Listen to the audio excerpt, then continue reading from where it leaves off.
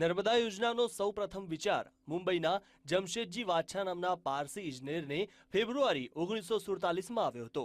ત્યારબાદ તત્કાલીન વડાપ્રધાન જવાહરલાલ નહેરુએ સરકારમાં પ્રોજેક્ટ રજૂ કર્યો, જેના 14 વર્ષ બાદ 5મી એપ્રિલ 1961માં પ્રોજેક્ટ અમલમાં આવ્યો। જવાહરલાલના હસ્તે જ નર્મદા યોજનાનો શિલાન્યાસ કરવામાં આવ્યો। સેંકડો ઇજનેર અને હજારો કારીગરોની મહેનતે નર્મદાએ 121.92 મીટરની ઊંચાઈ પ્રાપ્ત કરી। આ યોજના પર એક નજર કરીએ તો 329 ફૂટ ઊંચાઈ સુધીના બાંધકામની મંજૂરી મળી છે। 5 એપ્રિલ 1961માં વડાપ્રધાન જવાહરલાલ નહેરુ દ્વારા શિલાન્યાસ થયો હતો।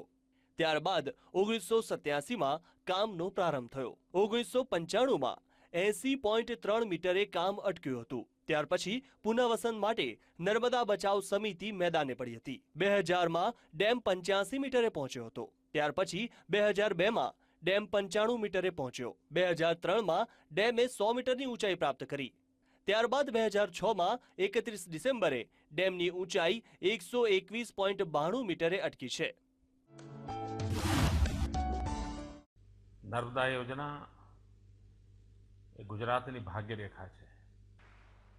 હજારો વર્ષથી નર્મદાની પરિક્રમાની પરંપરા ગુજરાતમાં રહી છે।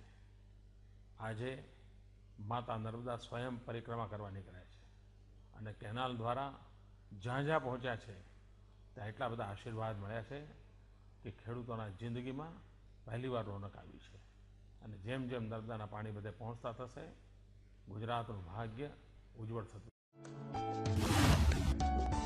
કહેવાય છે કે નર્મદા નદીની પરિક્રમા કરવાથી પાપો નાશ પામે છે। ગુજરાતમાં નર્મદા યોજનાથી હજારો ખેડૂતોને સિંચાઈની સુવિધા મળશે। 121.92 મીટરના કામ બાદ નર્મદા કેનાલો મારફતે નર્મદાના નીર સૌરાષ્ટ્ર અને કચ્છ સુધી પહોંચ્યા છે। 4 લાખ હેક્ટર જેટલી જમીનને, એટલે કે અત્યારે જે સિંચાઈની ક્ષમતા છે એના કરતાં 3 ગણી જમીનને એનાથી સિંચાઈ મળવાની છે। ગ્રીન રિવોલ્યુશન તો થવાનું, સાથે સાથે રોજગારી ઉત્પન્ન થવાની, ઔદ્યોગિકકરણની અંદર પણ જે આજે પાણીના વાંકે સૌરાષ્ટ્ર અને કચ્છનો વિસ્તાર અને ઉત્તર ગુજરાતનો વિસ્તારની અંદર જ્યાં સુધી ઔદ્યોગિક વિકાસ નહોતો પહોંચ્યો એ વિસ્તારોની અંદર પણ ઔદ્યોગિક વિકાસ પહોંચવાનો છે।